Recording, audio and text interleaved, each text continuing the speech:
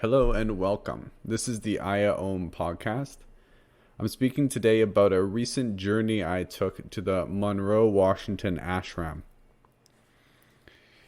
At this ashram, I spent 4 days practicing Kriya Yoga with the Kriya Yoga Institute under the guidance of the realized master Paramahamsa Prajnanananda. So in this episode, I'm going to share about my experience and a little bit about the Kriya Yoga Institute. The Kriya Yoga Institute shares the teachings of yoga. They share the original teachings of the Vedas, an ancient system of yoga that's been practiced for thousands of years. It's an unbroken lineage, meaning that it's been passed from one realized master to the next, beginning with Avatar Babaji. In some sense, you can think of him as a kind of Eastern Jesus. He holds that kind of significance within the Hindu traditions as well as other Eastern traditions. Avatar Babaji is known to be a great yogi who will be here for all of time, the many yugas and cycles, to help to guide people. So he has appeared throughout various times in history to offer teachings and practices that can help individuals to grow mentally, emotionally, physically, and spiritually, to help to continue to evolve with the changing nature of reality. So though this semi-mythical being, Avatar Babaji, has come and gone from time and time again throughout history, it is said that there has been a recent incarnation of him about 150 years ago, where he came to a householder, Lahiri Mahasaya, who was in the Himalayas, and he transmitted the teachings of Kriya Yoga and resurrected them after they had gone dormant for many years, such as these practices and the cycles of time go. Things rise and fall out of significance, and they come when they're necessary and when they're effective. So Lahiri Mahasaya learned these teachings, these practices, which are the highest form of the yogas. They are the complete system of the yogas, meaning they're not just the physical practices, and though I can't disclose what the actual practices are unless you have been initiated and learnt them, they're not what you see in yoga studios. They're not a very physical, movement-based exercise program. They're more of an inner science using advanced forms of meditation and breath work to master the spinal system and the spinal centers, which relate to the chakras, the energy centers which connect into the more subtle aspects of our being, our soul, and our higher self. So through specific movement and breathing sequences and meditations, there's a way to access the more subtle realms of consciousness and gain greater awareness of who we are, like our true nature. And this includes a more in-depth way of knowing the physical and emotional and mental self, the personal mind and body, but also to move into super conscious states that are beyond the mind and body, altered states of consciousness, if you will, expanded states of consciousness, beautiful, loving states of consciousness, transformative states of consciousness. So through these teachings, Lahiri Mahasaya passed the lineage over to Swami Sri Yukteswar Giri, who passed it on to Bhupendra Sanyal, who passed it to Swami Satyananda Giri, who passed it on to Paramahamsa Yogananda.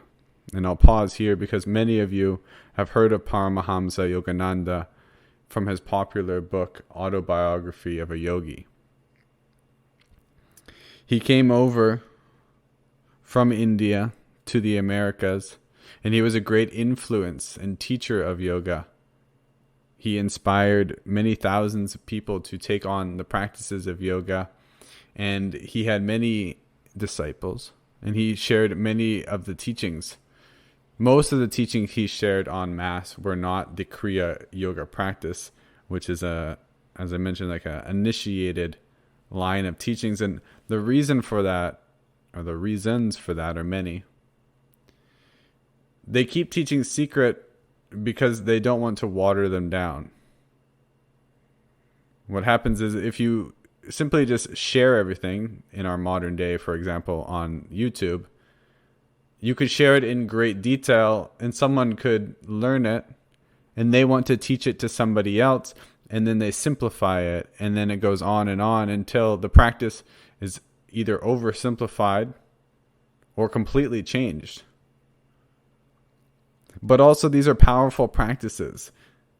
There's a capacity we have to begin to rewire the subconscious conditioning and change our mind, which changes our reality. With this comes a responsibility. With any type of power, there is responsibility. So the masters, the teachers of this, have a responsibility in giving these teachings. So they want to teach them in the way that feels best, the way that these teachings will continue to spread in a good way, and that they're not misused or bastardized in any way. So there is good reason to keep it secret, or to keep it taught in a certain way. Paramahamsa Yogananda shared these teachings with Paramahamsa Hariharananda, who shared them with the now lineage holder and living realized master, Paramahamsa Prajnanananda. This is the teacher who I had the fortunate experience to be able to share space with at this ashram. The Kriya Yoga Institute travels around the world, sharing these teachings, and Paramahamsa Prajnanananda travels around the world as well, sharing these teachings, and has so for many decades now. So this practice is something that I was initiated into last year. So I'm a fairly recent initiate, and I've been working with the practice, and it's helped my life in many ways. But I practice many things. I have many practices I work with through my Qigong, and I recently did a Vipassana this year, and I was focusing on that. So I haven't dedicated too much time to really devoting myself to this practice. And this is what I do. I go in cycles. I practice many things all at once, but I'll focus on one particular practice, and I'll do it every day. And this builds it in my system, and I really integrate and embody that practice. So right now that I've gone on this pilgrimage there, I will be practicing the Kriya Yoga practice with great sincerity and devotion. So though I had a taste of this powerful practice and understand a lot of the yogic science, the spiritual science, through my other learnings and through the comparative understanding I have with the shamanic and medical Qigong that I study, I feel like I'm just learning about these practices and learning about this whole culture and way. So as I got to the ashram, it was very interesting. This is my first ashram that I've been to. I've never traveled to India and been in ashrams over there. It was interesting to see an American ashram, and it was a small ashram. And there was about 5 monks who all wear orange robes. Orange is the color of the renunciate, I was told. And what they had done is they'd bought some property, beautiful large cedars, cattle grazing in the fields around. And they'd converted the, I don't want to say shed, but a garage-like structure into there was a meditation space. There was a space for just a communal gathering, and there is some space where the monks have their beds in the side room, as well as another main house where the monks also live. And when you come in to the main meditation hall, there's all the lineage holders that I've spoken of, and their pictures are on the wall, and they're adorned with flowers, and there's candles, and it's all set up in a really beautiful way. And when I go into these kind of spaces, I do my best to appreciate the culture and understand, because I'm somebody who does spend some time in a number of different spiritual ceremonies, and they all have different rules. They have different ways of greeting one another. For example, when I hang out with people from breathwork, everybody is into hugging and really touchy. There's often cuddle puddles, and this is like a certain way that those individuals interact. But then when I go over to a place like this, you put your hands together in prayer position and you bow, and you're not hugging people. There's a different way to greet people. There's different words used for greeting. In the indigenous ceremonies, we use the words aho in all my relations when we finish speaking. And there are many different things you have to learn as to what is right and wrong within the particular context of what you're doing, or what is right and wrong to wear. And yeah, so there's like a great sensitivity and kind of, for me, a feeling of, like most of the population there was Indian. So this is an Indian culture, and the vast majority of them seem to know these traditions. So there was many Sanskrit prayers and many practices and things that weren't and not necessarily a part of the Kriya Yoga system that are integrated into, which would fall under the category of Hinduism. So though Kriya Yoga is a non-sectarian practice, meaning that there's no beliefs you have to believe to be a part of the Kriya Yoga system, it's also like bathed in Hinduism because of where it grew out of. So there's a way to practice the Kriya Yoga system because the actual practice doesn't involve any belief. There's a science of the spine and breathing, but there's no belief system in there. And yet there's a culture, and a lot of that culture is in the Kriya Yoga Institute in the way that they pray. And this is the spiritual system from the Vedas. So this is one of the oldest, if not the oldest, spiritual textbook that is around. I don't know any others that are around that old, but I don't research that kind of thing. It's a very old spiritual book. And I actually, funnily enough, I just knew I wanted to come to this, and I didn't really look at the event. I didn't really read a lot about it. As they were sending the emails, I just signed up and I knew I wanted to go. And I didn't even realize that the lineage holder, Paramahamsa Prajnanananda, would be there. So it was quite a beautiful surprise to be able to meet this, you could say, quite famous person. If you want to talk about a lineage holder as a famous person, he does have like a celebrity status.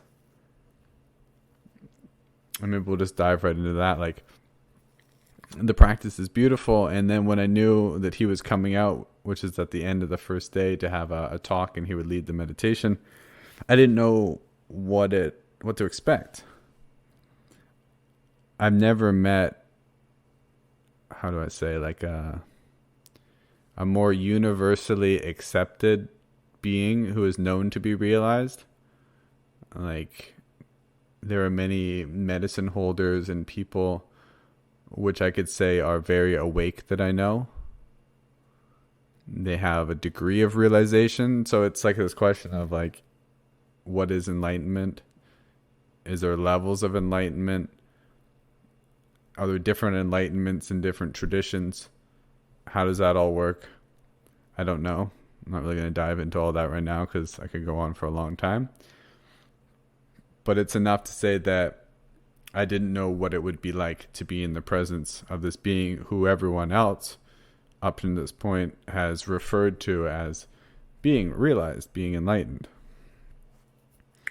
So obviously I'm like, okay, I want to test this guy out. I want to see his energy. I want to feel, who is he? How does he act? How does he talk?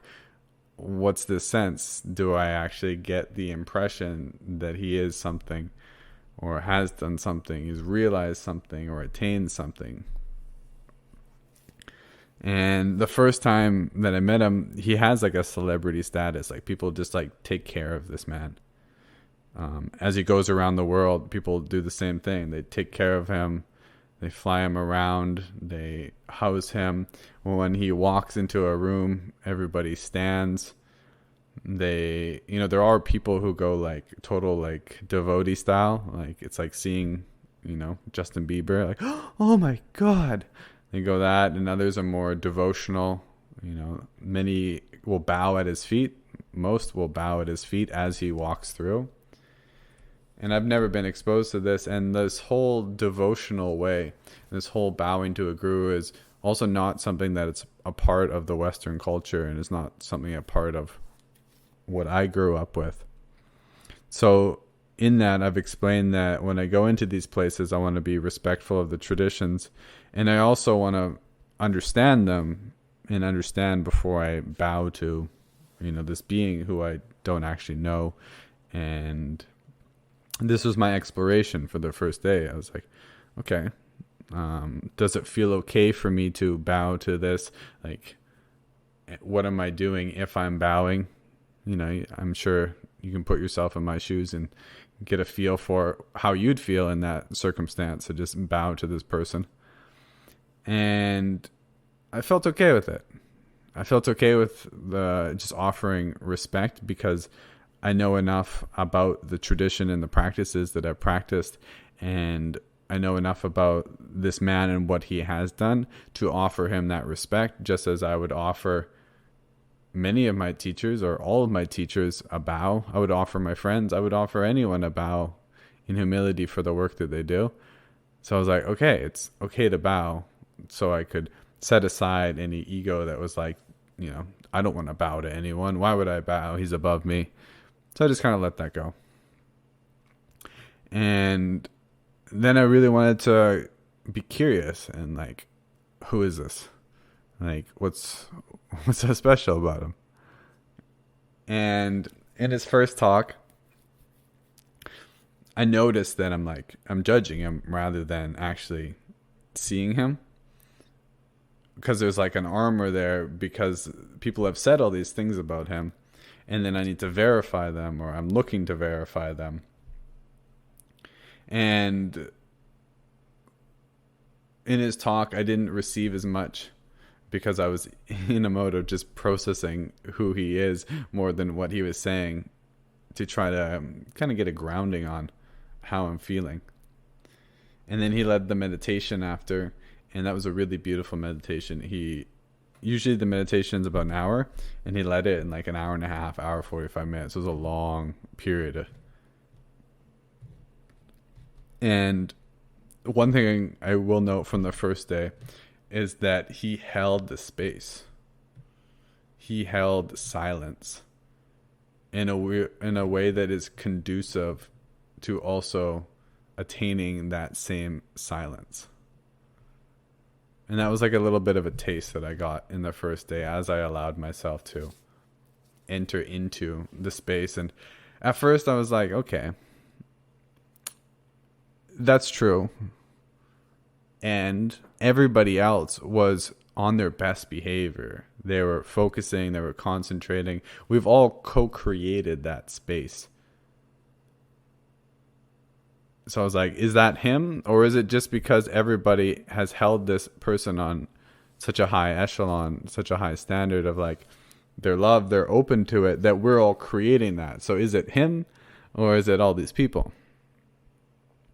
So then the next day came around and he does the same thing. He comes around in the evening and leads a talk and answers questions. And I opened myself a little bit more to, okay, there's something special about this guy.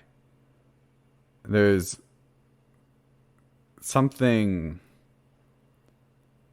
impersonal. There's something natural. Like when he's not doing anything, he just goes into meditation because, as I understand it, he sleeps several hours a night and he's doing deep meditations and deep work all the time. And he's cultivated himself after decades of meditation that he's just in such a deep resting place within himself. And then when he's talking, he's fully present in his talking. At this retreat, he was actually on a vow of silence, and the way he did this was he could speak to lead meditations and to give talks, and then when he wasn't doing the talks, he went into silence. So you can kind of get an understanding of like he's really speaking from a place of silence. Like I can sense when people are thinking when they're silent, and when people are silent in their mind when they're actually not talking as well. And I sense this great silence. And the more I kind of spent time in his energy, I could see myself with greater clarity. There was like an availability for me to see my own truth. Not just like this process of trying to understand him and what was arising, but also these meditations, they have a lot of when we turn within, it's important to turn within with love.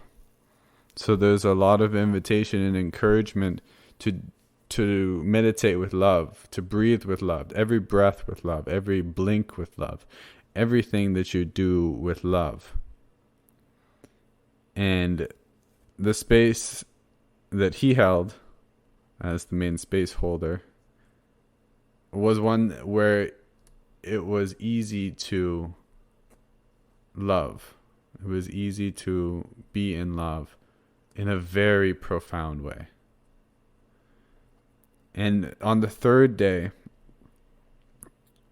is when I really opened my heart. And I didn't open my heart to him. I opened my heart because I felt the presence of the divine flowing through him. And this is where I understood the work that he has done on himself to be a clear channel for the divine. And then I understood why it felt right to bow and why I feel good with upholding him and giving him a love and a praise. It's not him I'm giving it to. It's the divine that moves through him. He has done much work, which is to be celebrated, to clear himself out to be a clear channel. But when I offer love to Paramahamsa Prajnanananda, I'm offering it not only to him, but also to the divine that flows through him. And when I was able to open my heart in that way is when really beautiful transformation started taking place. And the level of meditation that I was having deepened in a exponential way. Though I can't share what the practice is, I can share some pieces about working with the spinal centers.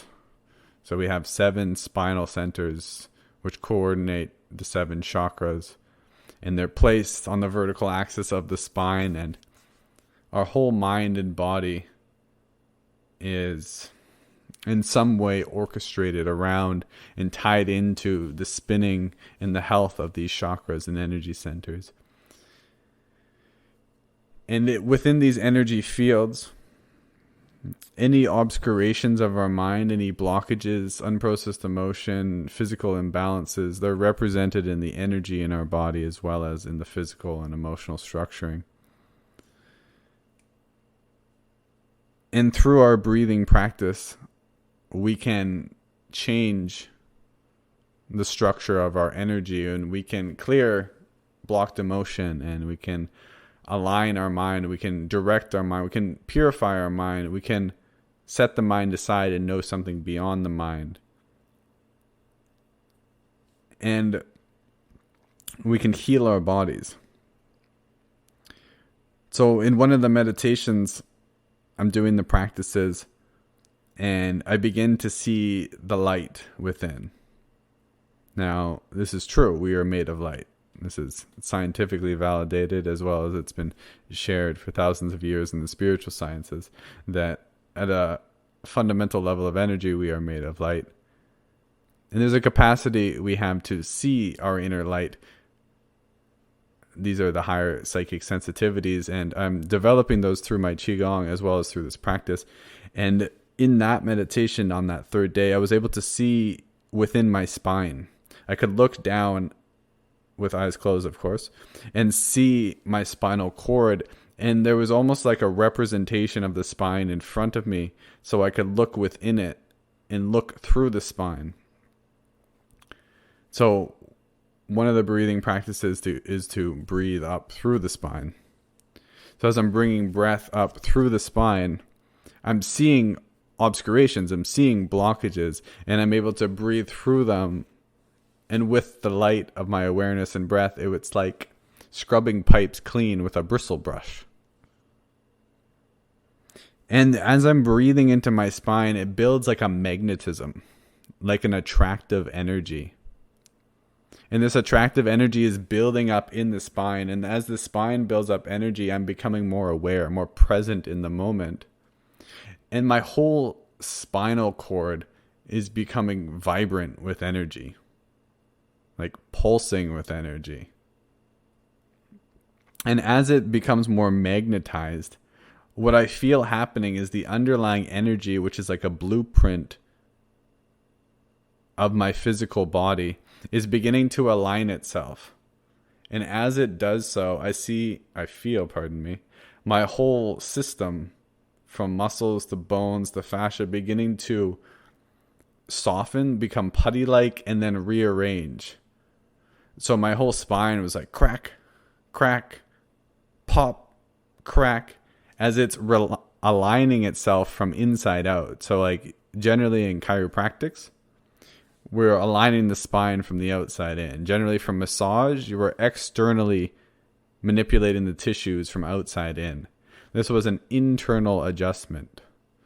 I was internally adjusting my mind and my body to align them, and everything was pulling in towards the midline, and I could feel tensions, which are the tensions of the work that I have done in the world that has pulled me off my center. The little bits of frustration caught up in my fascia from old stress, tiredness, things kept in the body that have made my system unaligned. And these are releasing. And I'm in love. I'm in love with my body. I'm basking in love. And it's through this love that I'm able to feel more, because I'm moving through layers which I usually keep guarded. But with this level of love, I can turn within. And with so much energy cultivated in my system, my body has the resources to heal, to clear up the debris in the cells, right?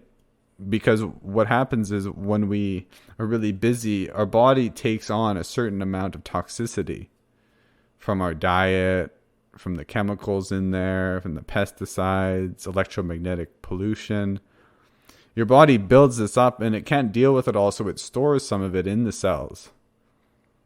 And when you have available time, it'll take some of this out and deal with it. This is often why if you work a lot and you go on vacation, you get sick on vacation.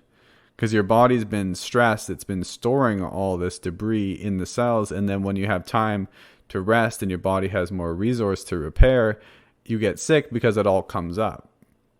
I didn't get sick, but this was the process. I'm bringing in so much energy. My body's like, let's clean up.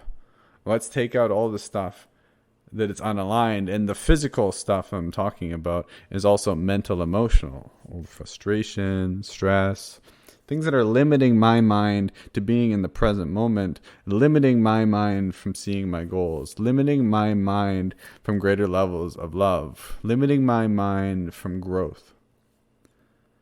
And I could feel this releasing, this pulling up of energy. There came to a point when my spine felt aligned, magnetized. And I could see my chakras shining bright, illuminated. And there was a point at which enough energy culminated in the lowest center, and I squeezed my perineum, and then a light, like the diagrams you see, a snake-like structuring spiraled in between the chakras, like a right and a left side, like the caduceus you see. And this opened up into the crown, and my hands came together. I say my hands came together. There was a guidance of the energy, like the energies guided my body. So my body is so filled with this light from within that it's like restructuring me. And there's a magnetism. So there's a pulling. And if I just allow my body to be limp, to relax, it's moving on its own. And my hands are coming together now in prayer position, and they're coming to my heart, and the energy is focusing here, cleaning, clearing, purifying. And then they're guided to come up, and they are at my throat and then my forehead. I feel my head aligning itself in its proper position. Interesting enough, there's like a hierarchy of things in the body. And if the things at the top of this hierarchy are out of balance, the whole system's out of balance. For example, if your atlas, the top of your spinal cord, is out of balance, it's going to have an effect on everything below that.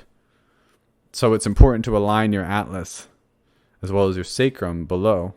But your atlas is a higher in the hierarchy of importance, and the higher in the, well, just higher.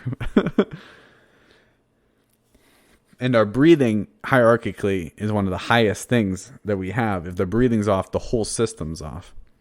But as I'm up in the top of my forehead, I feel my skull, my atlas, and many structures aligning so that everything below can align from top to bottom.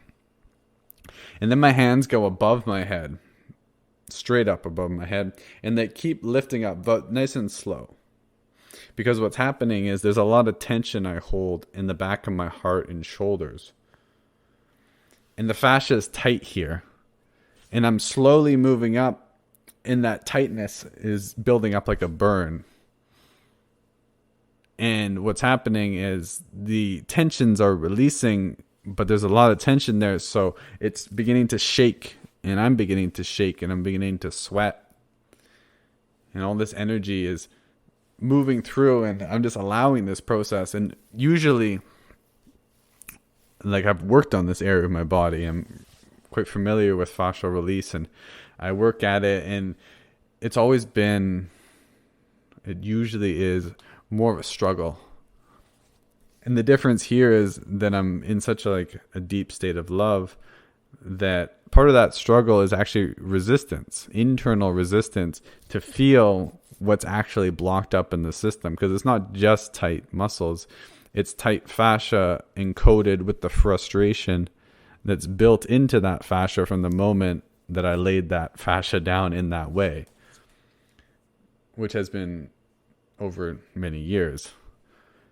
And I feel this releasing, and then as it's releasing, because it's in the back of where my shoulders are, I feel these popping up of the spine and creating space so that my nerves and everything can breathe, everything can be, lubricated and washed, as more chi, more energy is able to flow through, as well as circulation, etc. And then it comes to a point where it feels complete, and then my hands begin to move down automatically, like just allowing them to move down, and then they rest near my abdomen, and my abdomen, and behind it is where my lower dantian is, my lowest energy center. And I feel the energy now, which was up above as my hands were up above, coming down, and it's settling. As the energies settle in the lower centers, you become calm. We have a word in our language, or a phrase, you're in your head. meaning that you're in your thoughts, and that's very literal in some sense, that the energy is pooled in the head.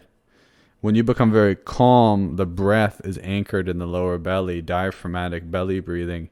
The energy centers and pools in the center of gravity, which is the lower abdomen. So I feel this energy grounding down, which is a good way to end a practice like this.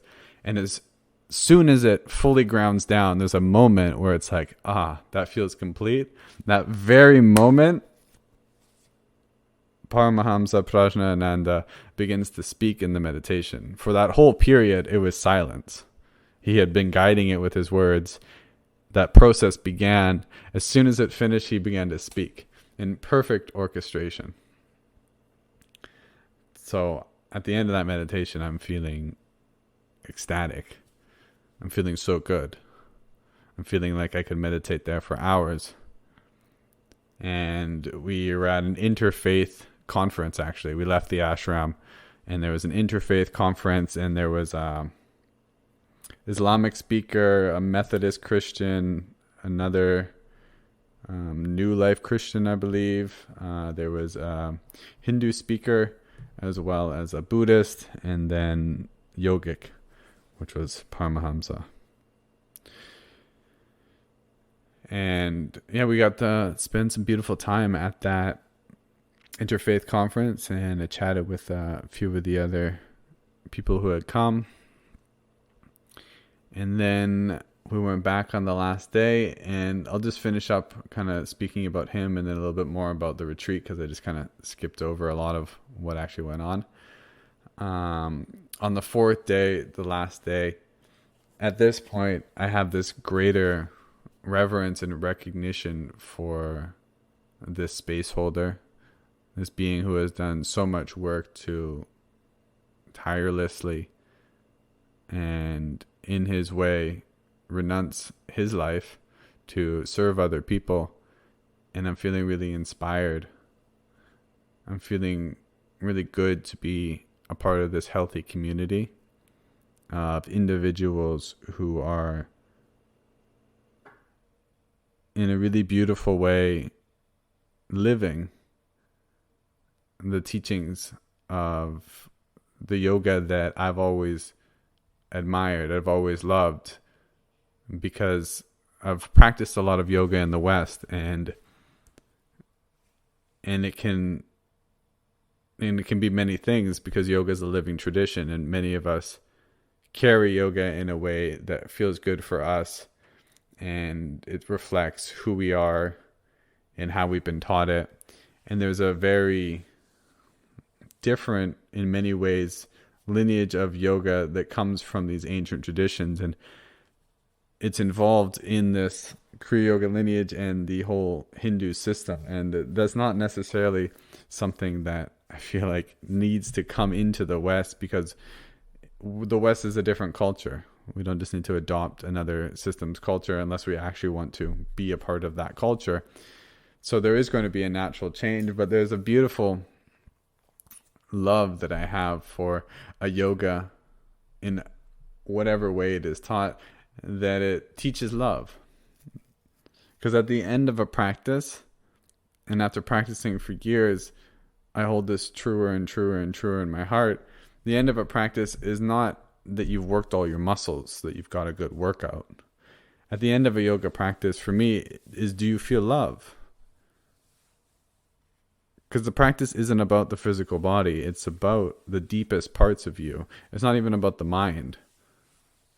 Not about the emotions. It's about a part deeper than that. And a practice that has that recognition, and a practice that is taught with an intention that this practice is not just for ourselves, it's to be of service. There's a higher aspect of devotion integrated within that. And when I practice in that way, my practice looks completely different, meaning that the actual movements actually do change. The way I move through the world changes depending on the degree of love I have for myself versus discipline or striving. It's an entirely different equation. And it inspires my life in a completely different way. And now that I'm back I'm looking at many of the things that I've been doing. I'm like, oh yeah, that actually wasn't coming from my place of love. There was some striving in there. There was a bunch of ego in there. There's some things that I don't want to continue doing in that way. There's more love that I can bring, and I can listen to my heart, and I want to be guided more from that place. And there's a whole new level of inspiration building up in me in this fourth day to share teachings, yoga teachings, in a really good way that transmits what I have received. And on the last day, it was cool. We got to take pictures with the teacher, and it's funny that he is such a giddy child, and he has this celebrity status, and taking a picture with him, he liked my tattoos, and it's still I'm processing it in this moment because it's only a day after. It still feels pretty surreal, and I feel like before I had this experience of hearing about enlightened teachers, but never interacting with them. So I had many beliefs before, and those beliefs are still changing in this very moment as I bring this to the world and speaking about it. And my entire worldview of yoga and what these practices are about, what the Vedas are about, what these teachings are about, is opening my mind in many ways.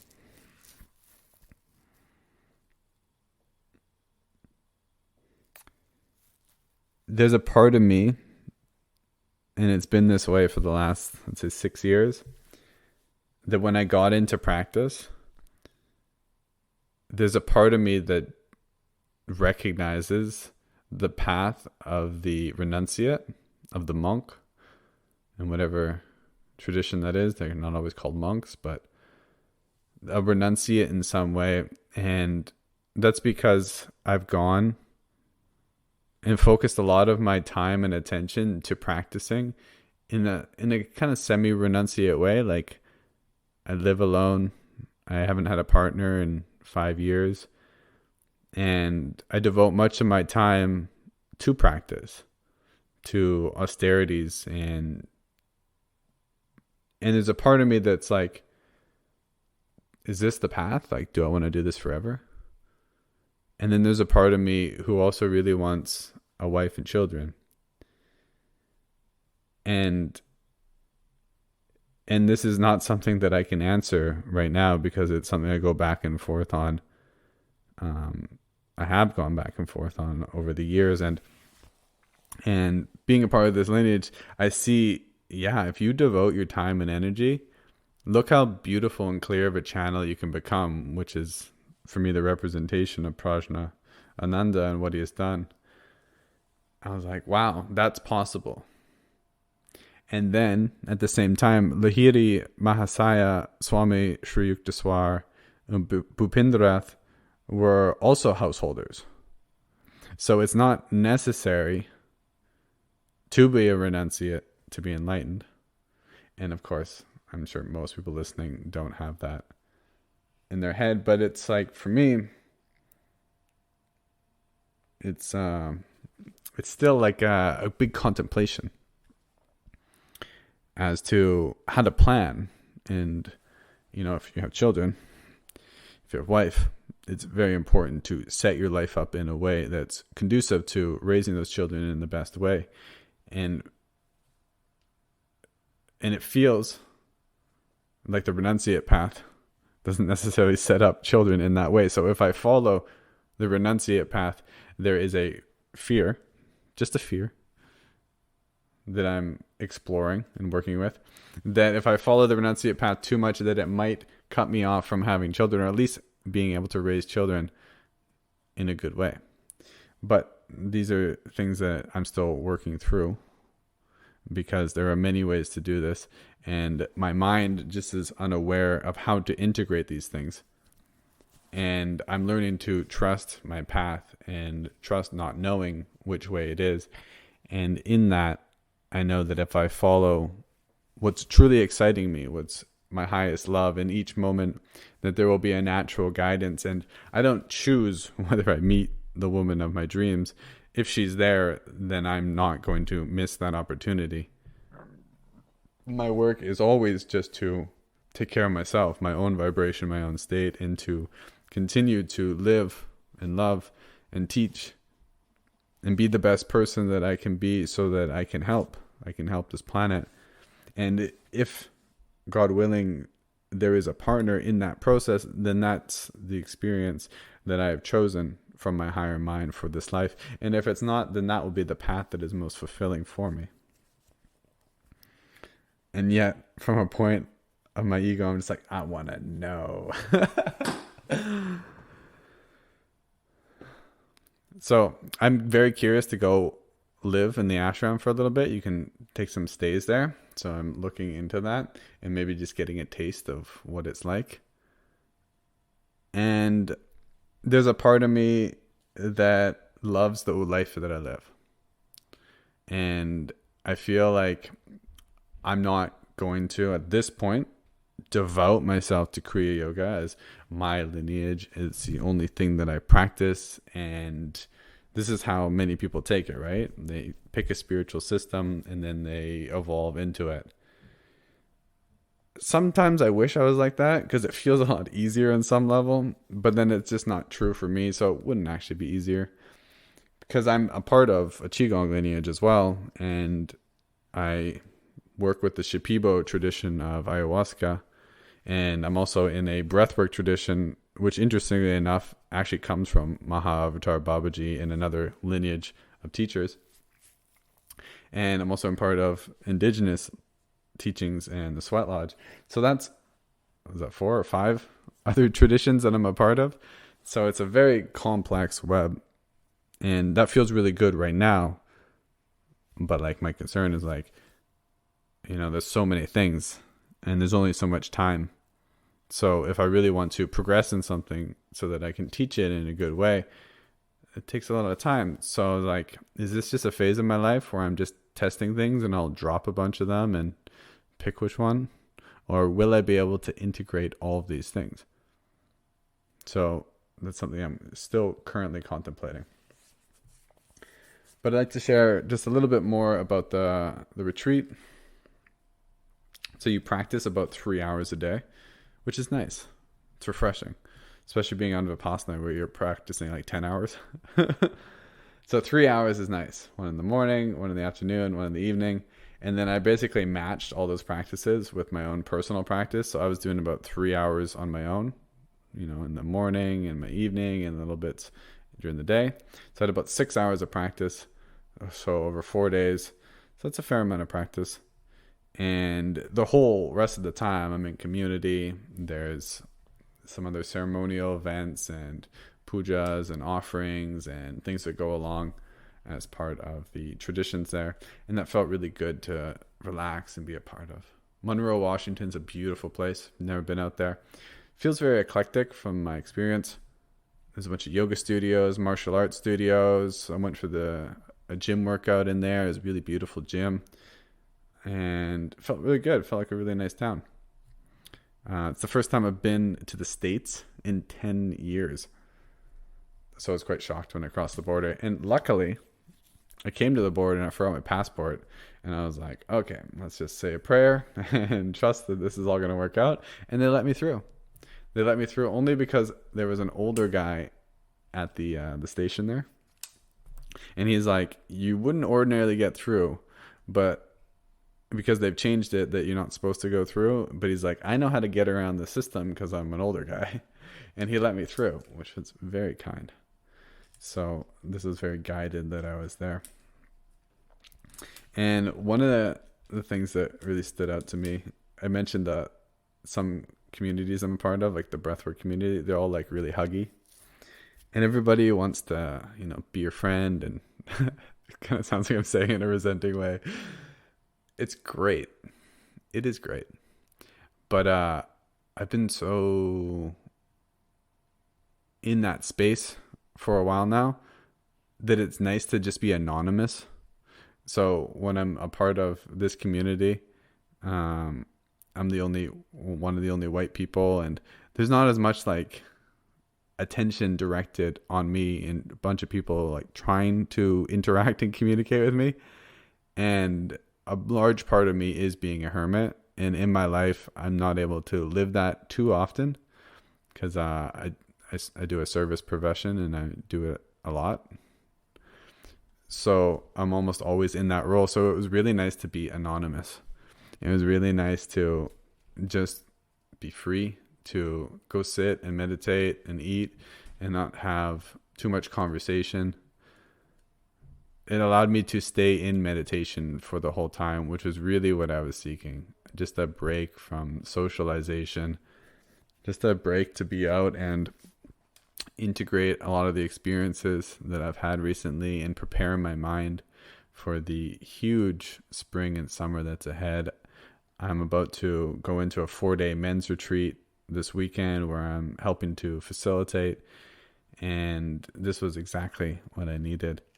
And now I'm really excited to dive into these practices on my own. And this has really established the practice in me because it's got like a lot of momentum in my system, and now I can just keep it going. So I'll just keep it going for a period. This is what I usually do, where I do at least 21 days or whatever it might be to integrate it so I feel like I really understand it, and then it's not hard for me to practice it. This is really true, and this is kind of an important point. If you want to learn practices, do them, and do them regularly, do them every day for a period, and then your system gets used to it. And then even if you let them go for a while, once you bring them back, there's a muscle memory or a nervous system memory of them, but you got to put in that initial work.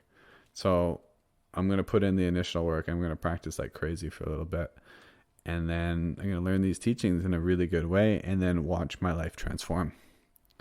And I already have seen the transformation that's possible in several days. I only mentioned like one of the ceremonies and all the things that were happening in my spine and body, but there were several of the meditations where quite drastic things were happening. And that's not to say big experiences like that are the point of meditation, and that's the good sessions. They're all good sessions. But I just want to like allude to that it's a really powerful practice, especially when you do it with sincerity and devotion, which is something that I'm going to integrate into all my other practices to a greater degree and watch them transform. So the Kriya Yoga Institute is something that anyone can actually become initiated into. You don't have to have a yogic background or anything. They offer initiations from time to time. And that's a 3-day process, and you basically learn the technique, and you get like a purification.